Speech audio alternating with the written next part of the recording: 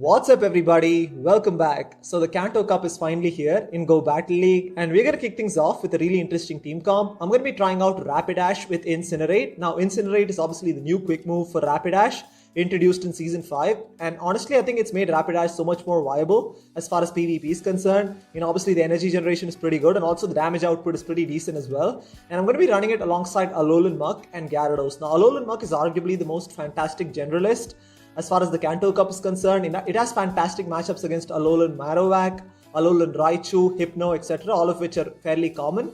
And also it can pretty much one-shot most of the Charmers because it has access to Sludge Wave, right? And also Gyarados again is another fantastic generalist. It's only going to be weak to Rock and Electric types, but other than that, it can handle almost everything else. So overall, this team comp worked really well for me. I had a lot of success with it. I went 4-1 twice and 5-0 once. So some exciting battles in here. And let's just get straight into it. Okay, moving on to the first battle here. I'm going to be leading with Rapidash with Alolan Muk and Gyarados in the back. And Rapidash can be a really powerful lead because in most situations, you should be able to win either switch or shield advantage. So we have Rapidash into a Lapras. A pretty neutral matchup, but it's good that we're resisting ice shots because of the fire typing. I'm going to try and go for the flame charge here. This is obviously going to hit for neutral because of the ice and water typing and also has stab. So it's going to do quite a bit of damage. If it goes unshielded, it does get the shield there, which is fine. And I'm going to try and get to another one here. And yeah, they are overfarming quite a bit because I'm sure they're probably at a surf by now, but I'm able to get to another flame charge here. This is obviously boosted, of course, and it does get the shield again, which is absolutely fine again. Now Incinerate is doing so much damage, right? Because we're double boosted. So I'm going to let this go through. It's fine because we have a 2 shield advantage and even losing switch advantage isn't that big of a deal. So I'm going to come in with Gyarados and try and completely farm this Lapras down. And I'm probably going to shield whatever they're going to throw right now because this could be an Ice Beam or a Skull Bash because they did overfarm quite a bit. But unfortunately, they bait with Surf. But I'm hoping that I can Dragon Breath down before they can get to another charge move. Unfortunately, they lagged just a little bit. Yeah, there was quite a bit of lag this morning actually, but which is really unfortunate. But they come in with Alolan Marowak, which is really interesting because it tells me that whatever they have in the back is probably even weaker to Gyarados. But this is fine because we have so much loaded energy that I'm able to get to back-to-back Aqua Tails here. Obviously super effective because of the fire typing and should take it out here. And let's see what they have in the back. And they have Snorlax in the back. Not sure why they didn't bring out their Snorlax into my Gyarados. They probably misclicked and brought their Alolan Marowak in by mistake, but I'm not sure what happened there. But this is fine, right? This is absolutely fine. I'm going to wait for them to throw the Body Slam here because all I have to do is just come in with my Alolan Muk and then go for the Dark Pulse, right? Again, Snorlax isn't as tanky in Great League as it is in Ultra and Master, so one Dark Pulse should pretty much finish it off from this range. So again, Alolan Muk is pretty solid as a closer as well because it's going to be able to hit for neutral across the board. There are very few Pokemon in the Kanto Cup meta that can resist both Dark and Poison moves. Arguably, I think Alolan Muk itself is probably the only Pokemon which can resist both of those as far as the Kanto Cup meta is concerned. But yeah, it's definitely a fantastic sort of option to have towards the back end there. So moving into the second battle here, we have Rapidash into a Marowak, an Alolan Marowak again. This is a pretty interesting matchup because, again, it depends on if they want to shield the Drill Run or not. This is probably going to be a Bone Club, which is fine. Even though it's doing super effective, we don't have to shield the first one because it's going to do only about 40% of Rapidash's health. I'm going for the Drill Run here. This is obviously super effective because of the fire typing, and I'm hoping they let this go through. And they do shield that, which is fine. And we're almost at another Drill Run, so I'm going to shield this up because I want to see if they want to give up both their shields in this matchup. So I'm going to shield this Bone Club here and try and get to another Drill Run. And yeah, let's see if this gets the shield from the Alolan Marowak. It should probably take it out if it goes unshielded as it does there, which is fantastic because now we win switch advantage.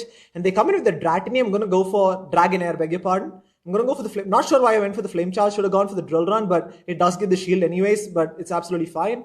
And now it's really good, right? Again, Gyarados is a fantastic matchup against Dragonair because, again, these Dragon Breaths are doing super effective damage.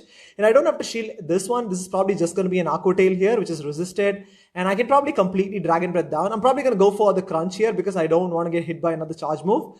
I'm going to go for the Crunch. This is obviously going to hit for neutral and finish off the Dragonair here.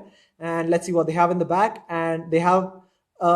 yeah, this is GG's. I mean, they have a Mew in the back, and yeah, all I have to do is get to a Dark Pulse, right? I'm going to shield this up. Probably don't have to shield this. Nothing Mew has is going to one-shot an Alolan Muk. It is a Psychic, which is resisted, but it's absolutely fine because I'm able to get to a Dark Pulse, and this is obviously super effective and should pretty much one-shot it here. So, again, as you can see, Alolan Muk is just such a fantastic, reliable closer, and Mew's definitely an interesting pick. I mean, definitely something that I didn't think about that I would run into, but obviously it is.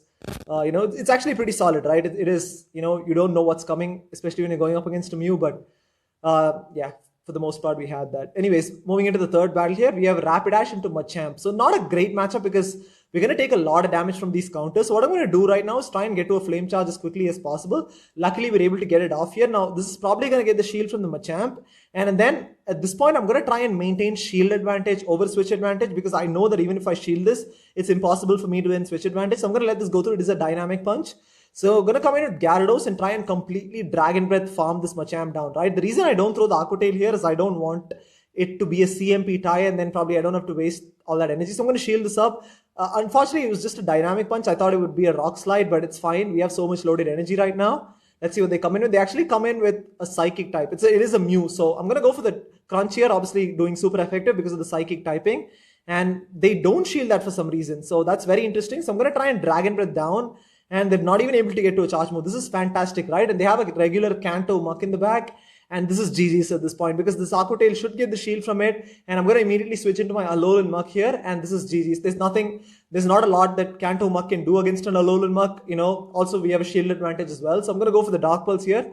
Obviously going to hit for neutral. And yeah, they're probably going to go for the Thunder Punch right now. And I'm going to shield this. Don't really have to shield it, but might as well because we still have a shield anyway. So yeah, and they probably decide to give it up right there. So as you can see, definitely, if you want to use a Muk, I definitely recommend Kanto Muk over Alolan Muk over Kanto Muk because Kanto Muk, to be honest, doesn't really have too much play, especially against in a meta where Hypno is just so common and obviously Confusion would hit for super effective. There are a lot of Psychic types as well, which is why I think Kanto Muk is not probably the best option. So we have another Lapras on the lead. This time it's a Water Gun Lapras. So I'm going to immediately save switch into my Gyarados here and try and get off this Crunch as quickly as possible. They're still staying in, which is pretty interesting. I'm going to go for the Crunch. Let's see if this gets the shield from the Lapras.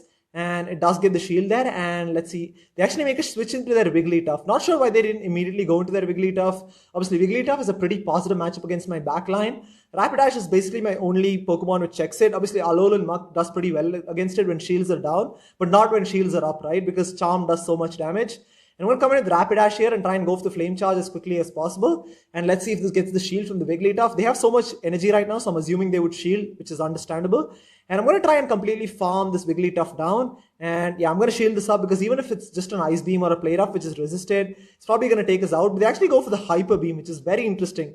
Very spicy moveset there, but it's fine. And we have so much loaded energy right now. I'm probably going to go for the Flame Charge at whatever's going to come in. It is a Lapras. We do lag a little bit, but luckily I'm able to get off a Flame Charge just in time here. And this is obviously boosted as well, so it's going to do quite a bit of damage as it does. That does about almost 50% of Lapras' health. And now it's just GG. So all I'm going to come in with my Muk and I'm going to farm this Lapras down. I'm going to shield this up because I don't want to get hit by a Surf, but it's a Blizzard. So lucky we shielded that because Blizzard would have done quite a bit of damage. I'm going to try and completely farm this thing down and let's see what they have in the back. And they have an Alolan Marowak in the back. Again, GG's. So many people like to have Alolan Marowak in the back as well. Alolan Marowak, again, is a fantastic option for Kanto Cup. It does well against a lot of different common picks in the meta. But again, Alolan Muk checks that as well, right? And we're able to get to another Dark Pulse here. And this is definitely going to finish off the Alolan Marowak. So even if they had gotten to a Bone Club, it's not that big of a deal. We still would have gotten off a Dark Pulse. And that's the thing about Alolan Muk is that it's got only one weakness, which is ground. And there are hardly any ground types in the Kanto Cup. And there is, probably the Alolan Ductrio occasionally.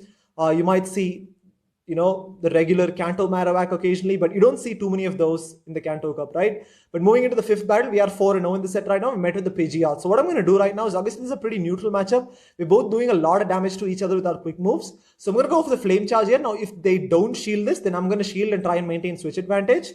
Now, they don't shield, so I'm going to try and shield this. If they had shielded that, then I would have let it go and, tried to maintain shield advantage at this point. But I'm going to shield this up and, farm the Pidgeot down. Again, Incinerate is just doing so much damage here. And we have, again, the thing with Rapidash is that when you win switch advantage, you're inevitably going to be able to get this shield back because Flame Charge would do quite a bit of damage, right? They actually come in with their Alolan Persian, which is pretty interesting. And they do shield that, which is fine. Now, again, I'm going to come in with my Alolan Muk probably because we're resisting all the dark type moves because of the dark typing. And I'm just going to come in with Alolan Muk here and try and get off the Sludge Wave as quickly as possible. I'm going to shield this because I don't really know what an Alolan Persian has. I have no clue what its moveset is. So I'm going to shield this up. And I'm going to go for the Sludge Wave here. And if this goes unshielded, again, it's going to pretty much one-shot it. Again, Alolan Persian is pretty glassy as you'll see here. They let that go through, which is fine. And they have a Beedrill in the back. And this is GG's, right? Because we have Gyarados in the back, which kind of vaults Beedrill because both of its charge moves are resisted. I'm going to go for the Dark Pulse, hoping to get the final shield. They actually let that go through, which is really interesting, right? It did a lot more damage than they probably thought it would, but it's fine. Whatever they have, everything's resisted, except for Sludge Bomb maybe, but nobody around Sludge Bomb, and Dragon Breath should take out the Beedrill there. So yeah, pretty dominant set, as you can see. I mean, Alolan Muk pretty much coming in super clutch, and Rapidash is just such a solid read, guys. I mean, I'm really impressed with it. I'm definitely looking forward to using it a lot more, over the next week, and probably even in Open Great League as well. It'll probably be a little more difficult to use it there, but, anyways, it's a lot of fun. But yeah, I got a lot of other interesting Pokemon and team comps to showcase in my coming videos as well, so please stay tuned for that. And once again, thank you so much for watching, and I'll see you tomorrow.